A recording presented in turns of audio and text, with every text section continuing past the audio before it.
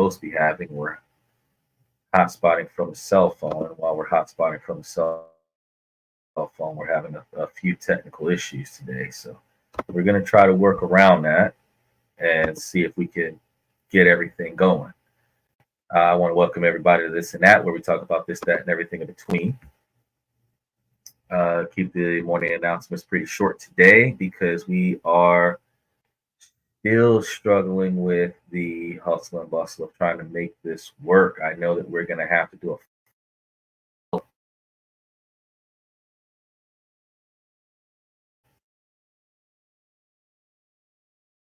is structure the lack of internet service that we're dealing with right now while we're trying to get the internet up and going. Got to get a new modem. The modem burned itself out this past weekend. So while we're trying to get a new modem shipped in and set up, we are still trying to struggle our way through keeping our word to the nightly live podcast. Now, I know today that we were supposed to be talking about on this and that and everything in between. Just so you know, I'm your host, Xander. We're supposed to be talking about those good jobs or high-paying jobs that are hard to find in 2024. A lot of the reasons why the jobs are hard to find in 2024 are because, oh wow, are because some of them have some pretty steep requirements. So if you do not have the requirements in order to accommodate that particular job, typically not looking for that job. But list at least different kinds of jobs with a massive quantity of job applications out there. Now, the job listings necessarily mean that the job is actually actively hiring.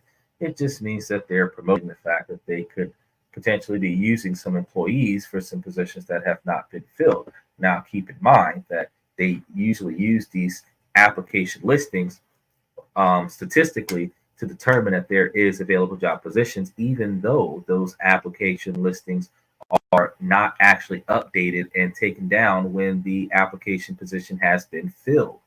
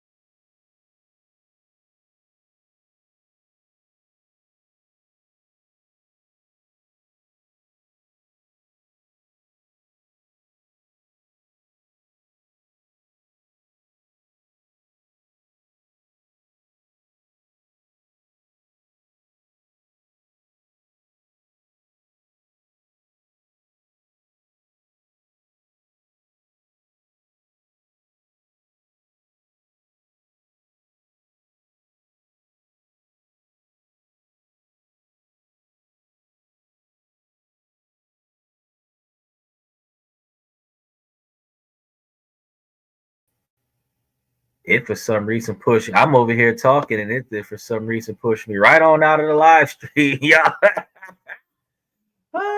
Okay, so I was still streaming on one side with TikTok, and then everybody else on the other side. I kind of wasn't streaming on that side. That's fine. At least some of y'all heard me. So I was telling y'all at first, man, this is why I double check, and double check, make sure that everything is the way it's supposed to be. Now I'm going to minimize the screen and make sure I can still see y'all. So the first one that I was talking to you guys about with the good jobs was the mental health technician, and the mental health technician is doing $177,000 a year, almost $178,000 a year. The second one I told you about was the mental health therapist, which is doing $76,000 a year. So the mental health technician is probably going to be in line with the position that holds down a mental patient, while the mental health therapist shoves a needle in the arm and tranquilizes him.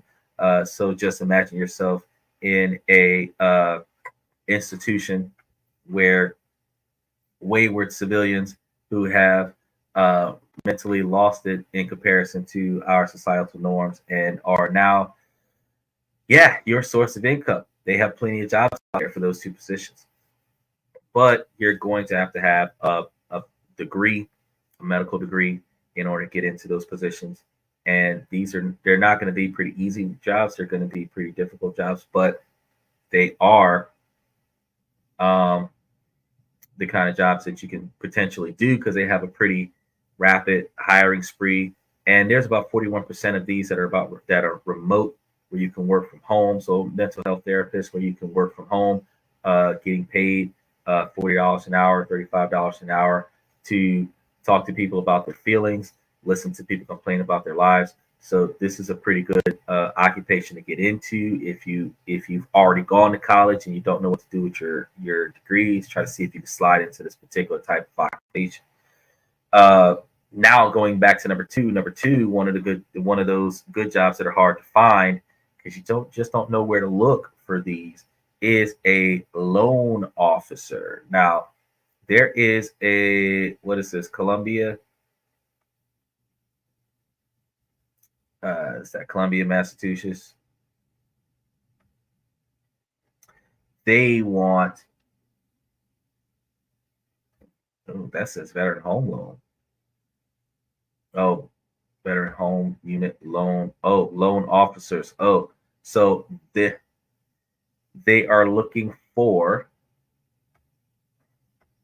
what are their job details? They are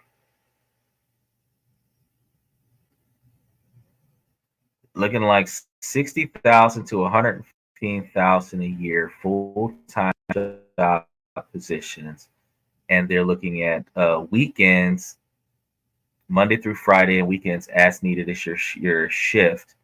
One of the reasons why it's hard to find is because this particular location is in a specific location. You must have an NMLS license or become licensed upon employment, which means that you don't necessarily have to have the governmental license to be a loan officer. You just have to go through the steps to be a loan officer. They want you to have a secure, proper documentation and manage loan processes through closing of loans. And if anybody who has been trying to be in brokerage in real estate has been doing that on the side, you've been collecting that data, which means you got that experience, which means you can get that type of job, and you're looking at a $60,000 to $115,000 a year job. Commercial real estate, mortgage broker. There goes the other one. They tell you to get you a brokerage license, go into real estate. You get your brokerage license, you're getting you a pretty decent quantity between $50,000 and $350,000 a year, where both new and experienced commercial real estate mortgage brokers are wanted, and you can work from pretty much anywhere. You get a gateway to success in commercial real estate brokerage, and I can tell you that there are some brokerage companies that will work with you to help you get a broker's license through them, where they will give you the ability to use that brokerage license to help them close more deals so that they can make more money, and they'll pay you to do it. I strongly recommend that you take a look at those. Now, these are the type of things where a mortgage broker for real estate is not going to really require you to have that much of a college education, but you will have to have the skill set. You will have to pass whatever mortgage brokers test that they're going to give you, and you're going to have to do whatever certification is required. And if you go through the steps and you get the certification on that, then you can become a loan officer. And apparently, a loan officer handles mortgages and stuff to that effect. So you have these particular jobs, part time or full time. Here goes another loan officer, $82,000 to $450,000 a year for a full time job. And this particular one is in Connecticut, and they're now hiring for licensed mortgage loan organizers, originators. Better way to put it in there. Thank you.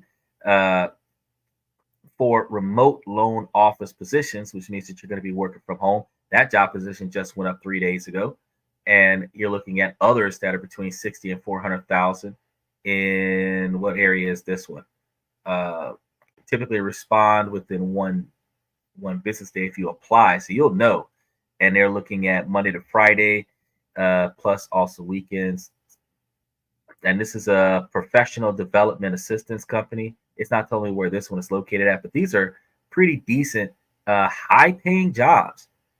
That look at the low end is 82,000. So if you're not making 82,000, if you go into take your 9 to 5 and use that money to get you a brokerage license, or get you that what's the certification, an MLS license, then you would be able to make as low as 60,000 on some of these positions, as low as 50,000 in this one. So this is like the very lowest one I see is a $50,000 position, where the high end on this company is 350,000. So if you have no experience, you can get into a place like that. But all the rest of them are looking at anywhere between 60 and 82,000 as the base, and anywhere between 400 and $500,000 is the high end on these particular jobs, where really all you're doing is closing deals. Oh man, one just popped up. Positions in Florida, Georgia, North Carolina, Pennsylvania, New Jersey. This one just popped up, and it is talking about 100,000 on the bottom end and 750,000 on the top end. And it's been active for 4 days. So these types of jobs are jobs where you're going to be doing exactly what I'm doing right now. You're going to be sitting at the house on a computer, and you will be able to close deals. The better you are at staying in touch with the client and making sure that they provide the information that they need to provide in order to close the mortgage loan, the quicker you're able to get your compensation for each particular mortgage contract that you put together. So look, if you look for a high-paying job and you're not really trying to go back to college, mortgage loan officers, and they're averaging $192,339 a year, and there's about 1,000 per 1 million people. So you multiply that by 355, and you're looking at 355,000 jobs. It's a 3% change since 2020, and about 75% of this can be done from home, remote jobs. So that's why I told you I wanted to get back to that one. Because I'm not just going to tell you, oh, there's so many millions of jobs out there that you can get if you get a college education. No, if you just really put your money towards getting the certification for this particular job, you could be working in the stocking position at an Amazon until you finish getting your brokerage license. And then once you get that certification, you can quit from Amazon and go and get you a $300,000 job working at a loan officer. If you're not going to start up your own business being a loan officer, or contract yourself as a broker in real estate, because real estate is one of the biggest jobs to get into, because they never stop buying and selling property, and they're never going to replace humans with robots to buy and sell properties. So you as getting into real estate as a real estate agent and a mortgage broker, you be able to either be making money helping somebody buy and sell a property, and then being the broker on the buyer side, or you can be the broker for the seller side, where you don't have to do shit but make sure that the buyer brings in the information that they need to close the deal. And some kind of way somebody's going to pay you, and typically brokers are getting paid between 3 and 6% of the sell price of the property. So you're looking at the quantity of property that is being sold and the amount of money that's being borrowed. You could be making a decent quantity of money, because 6% of $100,000 is $6,000. So, when you think about how the average house right now, depending on which side of the country you're on, is like $500,000. If you're getting 6% of $500,000, that's like $30,000 for one house. You see what I'm saying? For one house. Now imagine closing one per month. You're making 30,000 a month. That's where that 300 grand comes from. That's where that 450, $500,000 comes from.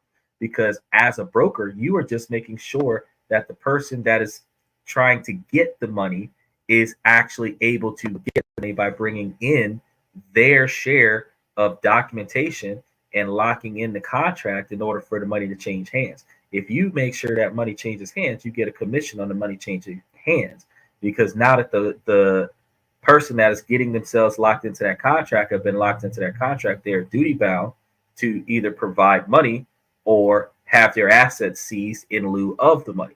And that's going to be what the top 1% they want. They want the assets. They want the reimbursement of the money, but they want assets, because they can utilize those assets a lot more than they can utilize the 15 or 20% interest that they get off of the sale. So you have construction project managers, which you could be requiring an engineer degree on that, or if you've been working on it for the past 20 or 30 years, you could probably get that with little or nothing. Electrical engineers, mechanical engineers, these are going to be engineer degrees. These guys are between 96,000 and 105,000. Psychiatrists, also again in the mental health industry, is 258,000.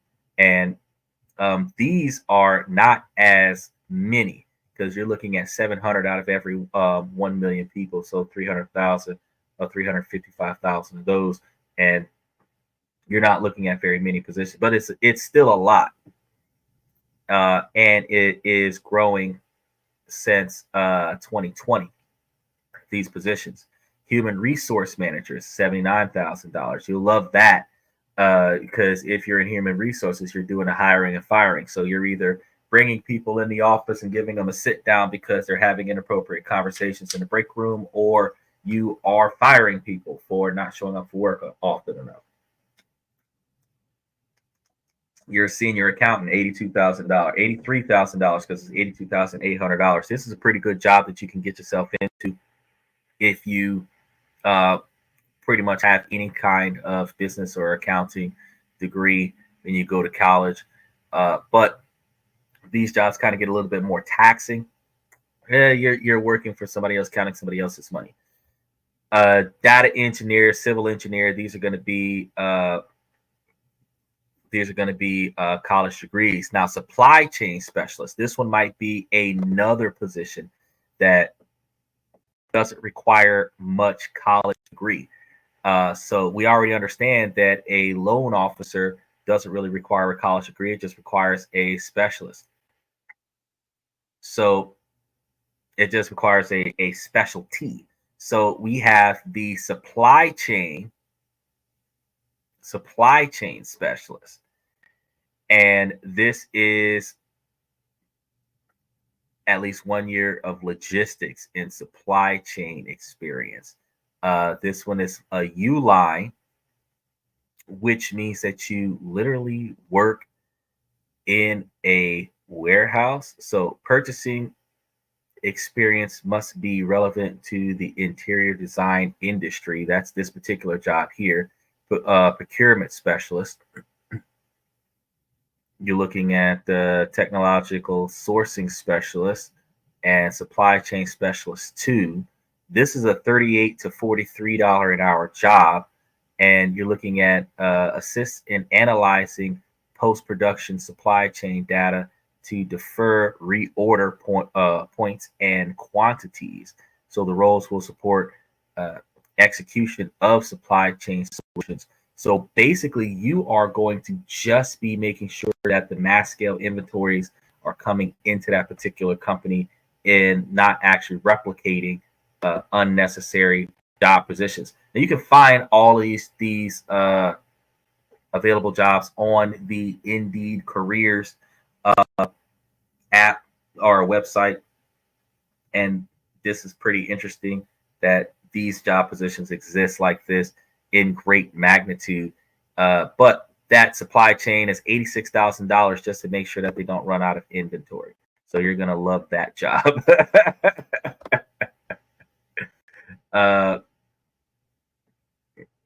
Real quick, make sure that you guys like and subscribe. We're going to be trying to meet our goal of getting over 10,000 subs on TikTok so we can get ourselves a stream key so that we're not dealing with so much lag on the podcast.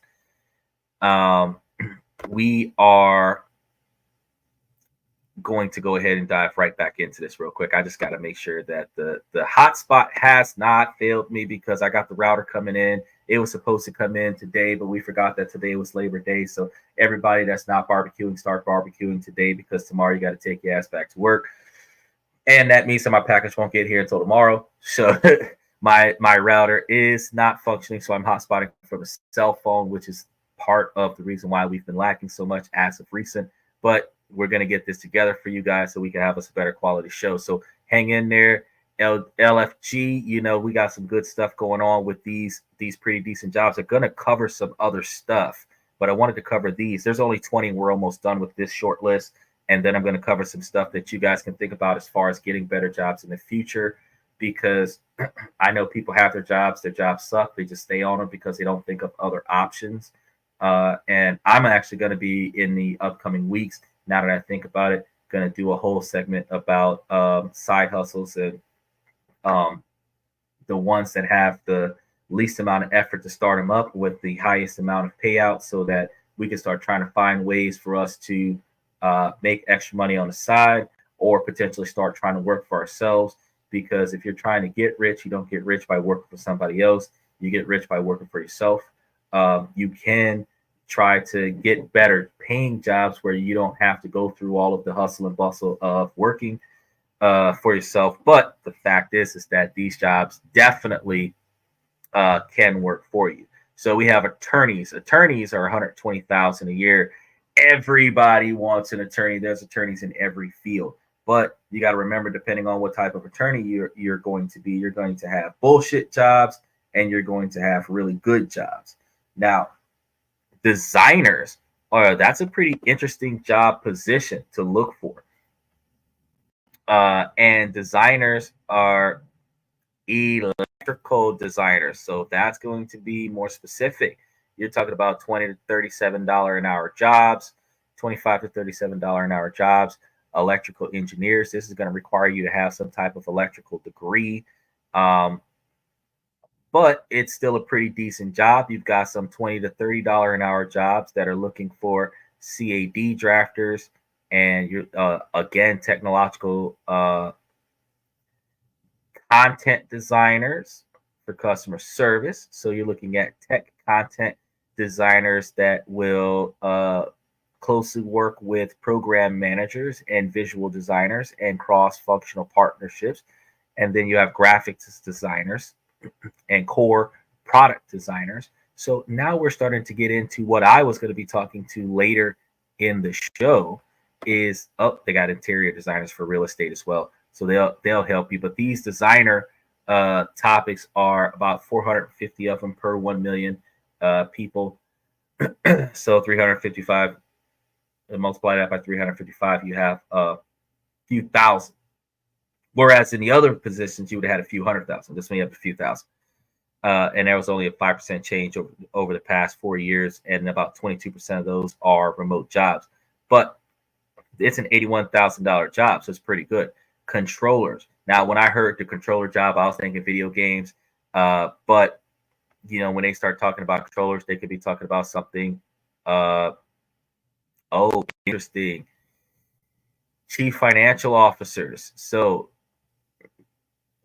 off the top, these jobs are $150,000 to $175,000 a year full-time jobs, and these CFOs, pretty decent companies, but they're going to be requiring you, even if they don't have degree requirements, they're going to have years of experience in some areas. Like for this one is for a bank. So you would have to be in banking, which also, if you're in a financial industry, you're required to have a pretty decent financial background in order to be hired as an employee. They don't tell you that out the gate, but they definitely do a financial background check, because if you're poor or if you owe a lot of people money, they will assume that you might steal their money, so they might not hire you. You can't even get a job at Amscot. For those people who know what Amscot is, it's a loan company. It's a payday loan place that also pays your bills, but at 24 hours a day, 7 days a week. But that place, actually, if you don't have good credit, they won't hire you. So you just know that if a bank teller or somebody like that, like they're sitting there giving you a bad time about counting the money, but they are still going to turn around and offer you the job only if you are doing a good job of paying off your own bills. Now, here we have directors in accounting, and that's going to be those business finances people where you're going to be really working at paying other people's jobs or counting other people's money. And since you're going to be counting other people's money, these controllers are just really upper level management positions. Now, this is going to come from you being able to work in the business industry and do work in the business industry for a period of time. So years of experience is going to come from that, alongside potential requirements for degrees. And then we have quality engineers, senior engineers. These are all going to be degree based. Associate attorney is also a degree based. Psychiatric nurse, which is also degree based. And these jobs are between 83 and 137,000 a year. And then you start looking at scaling up. How many? Oh, we just got 3 more. Medical directors. That's going to be a college degree plus 20 years in the hospital. Tax managers. Tax managers is a good one. So real estate analysis is going to be pretty interesting. You typically get that from experience in real estate, and real estate analysis is going to be somebody that's going to basically appraise the property. And you're going to be doing this for companies now. So they're hiring people to do these for companies. It's $65,000 to $200,000 a year to work in this particular field. And this would help you with not requiring an actual degree in college, but you would have to get some certifications in real estate in order to be able to make that work. Tax managers is another easy job. So far out of the 25 that I've gone over, you are able to have underlined yourself as a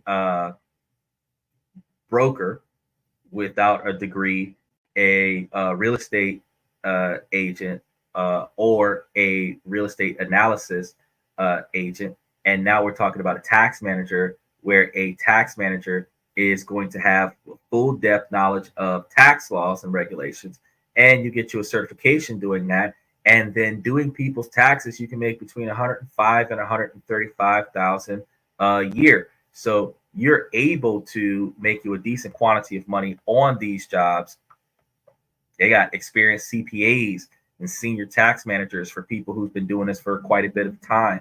And these are also pretty high jobs, 80 to 145,000 a year. Does not require maximum years of experience, and it also does not require long time of college. You could just literally get that certification. You take a series of tests, get the certifications to be a tax manager, and then you can start in an entry level position on a lot of these jobs. which is something that I strongly encourage. So this was the first short list of really good paying jobs where you could just change your job just by doing a side study, learning the ropes of a job transition, and then that job transition could potentially get you into a remote job, because there's like 36% of tax managers that are working remotely, and the real estate analysis with 37% of those jobs that are working remotely. So you would actually be able to look at photos at a virtual walkthrough of the property and be able to basically analyze this place and give it an appraised value without actually having to walk up on every single property that you are appraising. And all of these things will help you with making you a pretty reasonable quantity of money without doing strenuous work. So notice that outside of the supply chain, because the supply chain was the other one that was a pretty decent job, where you're just making sure that they don't run out of inventory. The supply chain is probably the only one that's a manual labor job. It's a really stressful job, a physical stressful job. But the other ones that I had mentioned, pretty good positioning that doesn't require you to overexert yourself. And you're making a decent quantity of money on that. And I strongly recommend that you guys take a look at these jobs. But when we start talking about things to come, I wanted to talk about, because in 2024, we've got some pretty high paying jobs across the world. In India, you've got software developers. You're looking at equity analysis, and equity analysis is going to be analyzing the value of your assets. So that's almost like a real estate analysis. Your standard chart of careers. You got blockchain developers, and anybody who knows anything about Bitcoin, I mean, blockchain developers, you don't got to be smart. You just got to have the equipment. Commercial pilots, you've got the general surgeons. So general surgeons require you to have a degree. Commercial pilots require you to have a flight certification. So you just got to go to flight school, which doesn't require you to have already gone to college to get into flight school. You just have to go to flight school, do the flight simulator, pass that test, and now you are a pilot. A data specialist, which is going to have you with an engineer degree or some type of tech degree. And aerospace engineer is probably going to be a specialized degree, but they pay very well. And then managers are called management consultant and AI engineer. Now, technology is going to be that market that everybody needs to get into. And if you get into that market, you would be able to benefit from the advancements in each one of those fields. And they're going to give you a pretty in-depth pay scale. And that's actually in India. So you guys would be able to see that they're looking at some pretty low manual labor jobs that are pretty high paying jobs, and they're pretty unique jobs, because like blockchain developer, never thought. I'm not sure what the Indian currency is, but it looks like they're offering like a 13 million L. We'll do currency transitions on another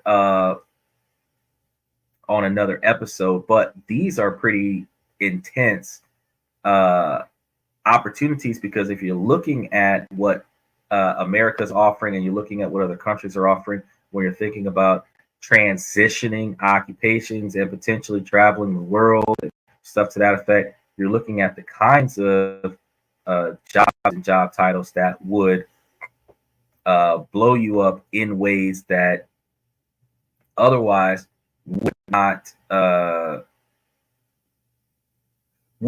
have benefited you if you would not have known about it. So I always strongly encourage you guys to come to This and That, because at This and That we talk about this, that, and everything in between. And these are the things that people don't talk about on a daily basis. And that's one of the reasons why I bring this up, is because, it's hard. Life sucks. Jobs hard. There's going to be a lot of layoffs because advancements of technology is going to be moving.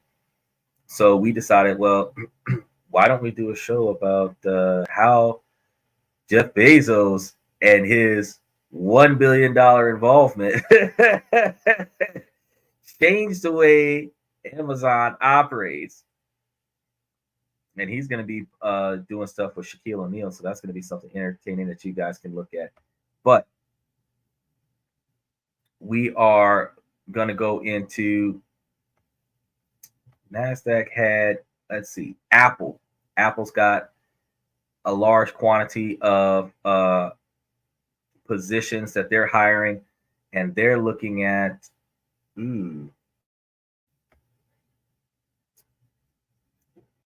over 500 job openings. And who are the rest of them? Because there were about 20 job openings that we were looking into. And if you guys were looking for some, they actually said that Amazon still has a large quantity of listings. And that I thought was very interesting to see, that even though Amazon just got like 750,000 jobs, that they are looking to hire human employees. So let's take a look at this one real quick, where we were dealing with the 20 extra jobs that are still going to be in high demand after the robots take over the workforce. And this is actually a NASDAQ company, so you'll be able to see this isn't just regular day-to-day backwater jobs. These are actually jobs that are going to be more involved and more in tune with big business. So let's see. At technology, they're going to be generating a lot of AI, looking at 10,113 jobs that they're looking for in the past year that have not apparently been filled so far.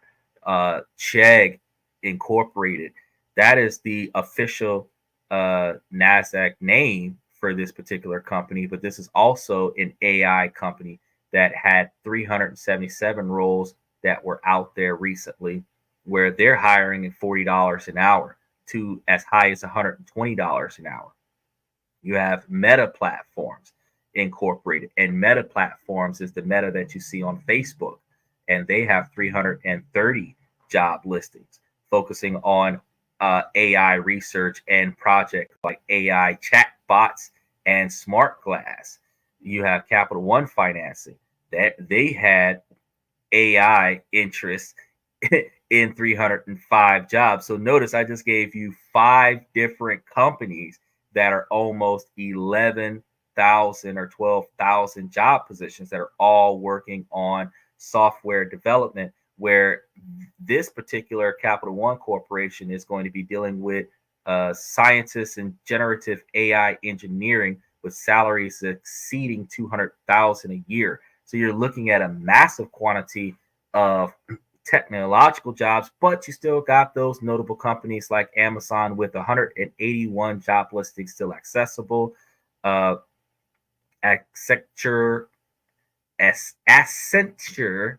PLC had 168,000 job listings open, and Nvidia. Actually, me and Mr. Pips talked about Nvidia last week.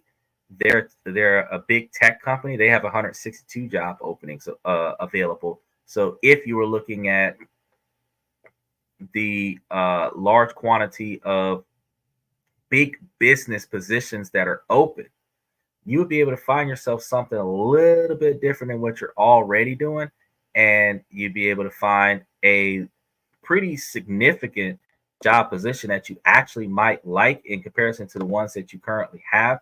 And one of the hardest parts about changing jobs is the job itself not being in line with what you've been doing for a while, and that actually does hurt a little bit, but it does help a lot of it if you are able to make those transitions without having such a hard time making those transitions. So I see a lot of the times, and I literally talk to the fans, and I literally talk to a lot of people. I see a lot of times when they tell me that, you know, I get out of one job, I get into the other, I got to start over. And fact is that, yeah, it sucks starting over unless you're starting over above your old pay grade. So we just found out today that like a loan officer, you just got to get the certifications. You could be working a desk job, or you could be working in a kitchen in a restaurant, and you can get those certifications, and you can go from being in hospitality to using your customer service skills to work as a mortgage broker or a loan officer. And you would be getting a massive pay up if you are going to do those jobs. But a loan officer is one of those jobs. Like anything in real estate, you could actually do this as a sole proprietor or a partnership, or you could develop your own C corporation, which I was going to be telling you guys in upcoming shows on how to build your own C corporation so that you can get everything from the ground up in a realm where you would be able to then work for yourself. But subcontracting as a C corporation, if you were brokering for somebody else, you'll be getting a percentage. Even if it's a smaller percentage, you'd be getting a percentage. It would be covering your standard of living, and you will be utilizing that to be able to go and do other stuff somewhere else so that you could get your money up. If you got a broker, if you're going to be in real estate, you want to get a real estate license, you want to get a brokerage license, and you want to utilize that brokerage license wherever that brokerage license is authorized to be utilized. Now, from what I understand, that they have limitations of service. So if you get a brokerage license in the state of Florida, you're limited to Florida. If you get a brokerage license in Nevada, you're limited in Nevada. So if you're going to be brokering businesses across the United States, it is a good idea to get your brokerage license or a real estate license in every state that you decide to do business in. But makes no sense to get a bunch of certifications to do business in a bunch of different places when you are not going to be in all of those places at the same time. It is also even better if you were to subcontract the work and have other people do that work for you, and a percentage of your profits go to them, so that you don't have to spend all of this extra money getting and maintaining all of these licenses, because it starts to become very steep when you have to renew these things, and it costs a few hundred or a few $1,000s a year. If you got to do 52 of them or 45 of them or whatever, then you're looking at a lot. You're looking at a lot of money that you got to pay in order to keep those records up to date. So I strongly recommend that you just kind of take a look. But since I started going into this particular topic, I thought that it would be better for us to look at the way the market is shifting and employment markets are shifting. And while employment markets are shifting, I actually had a buddy of mine, actually one of my students, as a matter of fact, came and asked me, like, what does the American people need in order for him to do a visa project? And I was there thinking, I'm like, technology, the leading industry. What have we been working on in the past 25 years? So we will be working on more so in the next 30 years. Real estate, technology. Those are like the two markets, the two biggest markets that are starting to be the focus of the population. Now, what is the government focusing on? Hostile takeover. After they finish with their hostile takeover in 2025 and Project 2025 starts up, the tech industry, the real estate industry, the business and marketing industries, the investing in gold and silver industries, these are all going to be industries that are going to be very profitable for big business. And if you're not big business, you're not going to be a part of it because you can't afford it. And the fact of the matter is that in this capitalist model, it is the idea for you to set it up yourself, get it together, get it running, and then try your best to have it produce in ways that you otherwise could not have produced it before. And if you're changing the way you do business, if you're changing the game, because I've said this on a podcast before, you've got to figure out what needs to be done, and then you got to get in there and get it done. So if you're changing your position and you're changing the game, then you are able to find loopholes and find niches where you're able to find a foothold that'll generate you a little bit of income. And then the income that you get generated can replace whatever job that you're working on now. And then after you replace whatever job that you're working on now, you would then turn around and start trying to utilize that to scale up, invest more into the business. It typically, any type of scaling scenario requires you to invest at least 40% of your profits back into the business so that you could utilize that as a way to increase sales. So if you're making 100,000 a year, you're reinvesting 40,000 a year back into your business, you're more likely to have a larger quantity of increase of performance, because $40,000 went towards advertising for more performance. You would start getting more people calling what you can handle. You would start having to hire people to answer phones. You would have more people that would be putting in work in order to keep the money flowing, because you would have too many hot leads in that you would not be able to close all of those deals by yourself. And that is where your money starts making money for you. So we typically try to encourage everybody to try to look and find another way. Always try to find another way. And if at first you don't succeed, you got to just try again in different areas. Because, just like I told my colleague, it's like, if you're not working for yourself, you ain't doing it right in 2025. But, not everybody believes what I have to say. They always have to test the market on their own and see what's happening. So with that being said, I'm going to give you guys the opportunity to do a little bit of digging and try to see what you guys can and cannot accomplish. But since I found at least 3 or 4 occupations that doesn't require you to go to a 4-year institution and get you guys a degree, I want to see if you guys are actually going to dive in on some of these occupations and try to turn yourself into a financial guru by yourself, like self-made person. Me, myself, I've already stuck my toe into real estate. Going to be looking into brokerage. We're going to probably do a show about that down the line, about getting a brokerage license and getting a real estate license. Depending on who, where, when, where, why, and how brokerage licenses are implemented, I'll be seeing what I can do about making sure that those brokerage license information is provided to you guys as I make that happen. I still strong believer that tax liens and tax deeds are a way for you to get your foot in the door when you don't have a lot of money. Yeah, you can go down the realm of investing with zero money down, but typically it requires you to have assets. It requires you to have some sort of capital on the back end.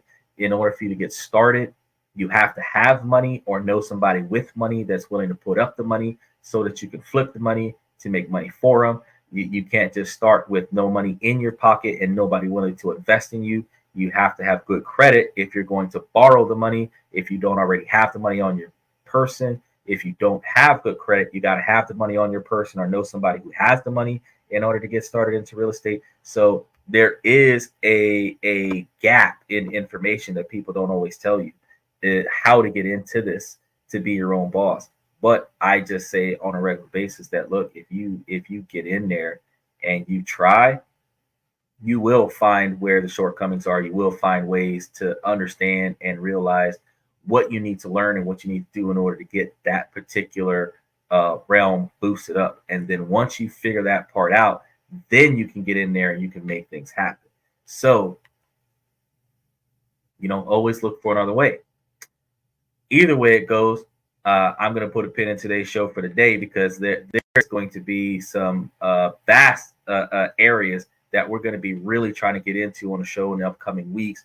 And I really just want to work towards building up a more effective way for you guys to be able to find ways to make yourselves a better you. We're going to be doing a lot more relationship topics throughout the week, but we're going to be touching on some how-tos and some do-it-yourselves and some make it make sense style scenarios where we'll be able to build up on some of the things that we have not been able to build up on back in the day, because I'm going to try to find a lot of ways that you guys will be able to make it just a tad bit better for you, where you should be able to change the way you do what you do, or find ways to get you a little bit of an extra side hustle on the side. Because being a mortgage broker, another thing that's good about being a mortgage broker is that you don't necessarily have to do that as a full-time job. You could get a brokerage license and you could do that as a part-time job when you're trying to close real estate gigs in between working as a librarian or a teacher or whatever. If you got a brokerage license, that's something that you can do remotely, and or as a real estate agent, you could do that remotely, and you could work yourself up to a full-time job. But if you want to work for somebody else where they have an already established business, and all you want to do is just get in there and make that like your core project to close deals for them on a regular basis, then there's a lot of money in that for you. So careers like that, careers like accountants and real estate agents and real estate analysts and loan officers or mortgage brokers, like those are some of the kinds of jobs where you don't necessarily have to have a 4-year institution where a degree where you have to first do that and then do 5 to 10 years of experience and then try to find you a job where you're working for somebody for free in order for you to make 100,000. You literally can do things like a loan officer and make that money. So I'll try to piece this stuff together for you guys, make a highlight reel of some of the areas that would benefit us in getting that type of job position, and then we'll try to follow up on it because I kind of want to see what side hustles I can find, because I know we got the side hustle topics coming up soon, and I want to be able to see what kind of side hustles that we can find that will determine ways for us to make pretty decent quantities of money without having to invest a lot into the startup, and then also ways for us to make money faster. And we also have shows coming up that is going to be talking about some really good ways to invest. We're going to be talking about ways that you can invest. It's going to be low risk and moderate to high reward. And you'll be able to see the ability to put your money in places where your money can make money, and you can utilize that to help you get your brokerage license. It is what it is. Either way it goes, the situation is going to work itself out where you're still going to be making money in different areas where you can funnel that capital back into your business, or you can utilize that capital in other places where you're able to write it off somewhere. Because once we start going over our C corporation, LLCs, and other such episode where we're going to be talking about like what you can and cannot do with these things, and what all you got to have in order to establish it, and then who you need to talk to, and grab yourself a CPA, get you some people who can tell you the ins and outs. If you're not going to do the research yourself, get you some people who can tell you the ins and outs of how to run the show, and then you can try to figure out like what's the best ways to get in there. So with that being said, I want to thank you guys for coming to this and that. Make sure that you like and subscribe. Also join the memberships. Make sure that you remember that we are live 7 days a week, 9 Eastern, 8 Central, 5 Pacific. And we're going to have a plethora of topics coming up soon that I'm pretty sure you guys are going to enjoy. So make sure that you stay tuned for that. And for those of you that are on TikTok, over there in the bottom right-hand corner, we have the subscription for the YouTube channel. So you want to swing over to the YouTube channel and take a like of the YouTube channel, because we are readily continuously adding to the show. And the show is going to be, looks like I've got them all the way out to about the 15th of October. So you'll be able to go through the podcast and see what episodes we're going to be having an offer coming soon. And you'll be able to see which topics that we're going to be talking about that you would like to be a part of. And there are going to be situations where you can jump in on the podcast and put your 2 cents in, so that you can engage yourself on the podcast in different areas. So yeah, that is pretty much all I got for you for tonight. Today was a little bit of a rough patch, I'm not going to lie. It's been tough since the modem went down on Friday evening, and definitely tore up on Saturday midday. And I had to do the podcast without proper internet over the weekend, and I haven't gotten a modem yet. So once I get the modem, hopefully tomorrow, I should be able to run this a little bit better. So tomorrow night's show should be a whole lot more structured in comparison to the day. I just got to kind of figure things out, because I got to wing it until the equipment is better. But when you guys are giving us super likes, super emojis, and special thanks on YouTube, and throwing us diamonds or coins on Twitch and TikTok and Twitter, then you guys are actually aiding us in our ability to approve the podcast, approve the equipment, and approve the software. And that will also give us the ability to give you better quality podcasts. So I kind of wanted to throw that out there for you guys and just really tell you guys that I really appreciate you guys for showing us that support. But beyond that, like I say, every time I have this show, ladies, as long as the situation doesn't make sense, I'm going to ask you ladies to make it make sense. So I'm going to go ahead and cite on the TikTok first. And for the rest of you guys that are showing us support on YouTube and Twitch, we really appreciate you guys for coming. You guys definitely give us the ability to be a pretty good, what is this? Hold on a second. It's telling me about viewing details of the team. You shouldn't even have anybody on the team. They sit over here talking to me about some bullshit like that. I love when they when they give me some insight as I walk out of the podcast, and I'm just sitting over here looking like what? And I was just about to tell you guys some stuff, and then I'm sitting over here lost like a son of a bitch as of the shit that they gave me. But yeah, I really appreciate you guys for showing us support. People like Red Void and Silly Emma, you guys show us a lot of love. So we really appreciate you guys for coming to the podcast and showing us that love. And then, I definitely also look at top 20 people, and I seen Mr. Pips was taking a look at us from the TikTok side. So that was interesting that one of our fans is popping up to check on us, see how we're doing. So really, really appreciate that.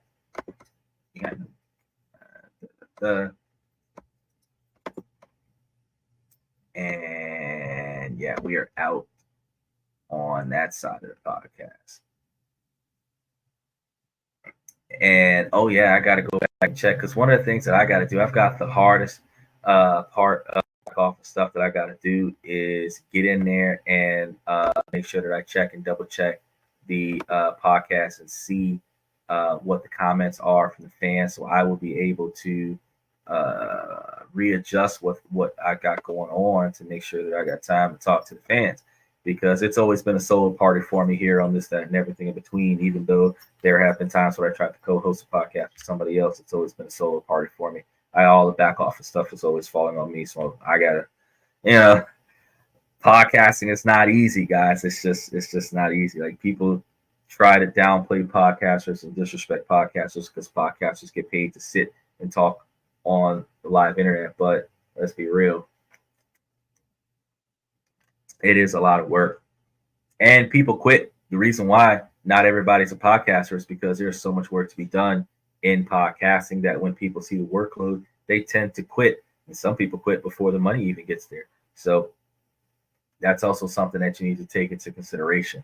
But I appreciate you guys, and I see a lot of you guys that are coming in now after the fact. We are wrapping up the show today, but we're going to be here tomorrow live, 9 Eastern, 8 Central, 5 Pacific. I strongly encourage you to come and dive in.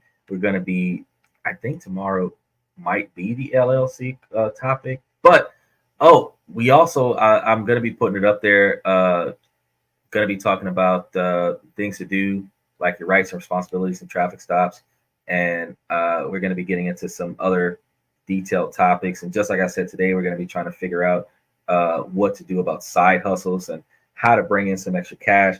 So I kind of just wanted to give you guys a heads up show today to kind of get you guys on par with finding ways to change the way you do what you do, and start trying to figure out ways to work for yourself. Because if you can work for somebody else until you can segue into solo work, then work for somebody else, make your $400,000 a year, and then use that to build up your own side business, and then quit and work for yourself.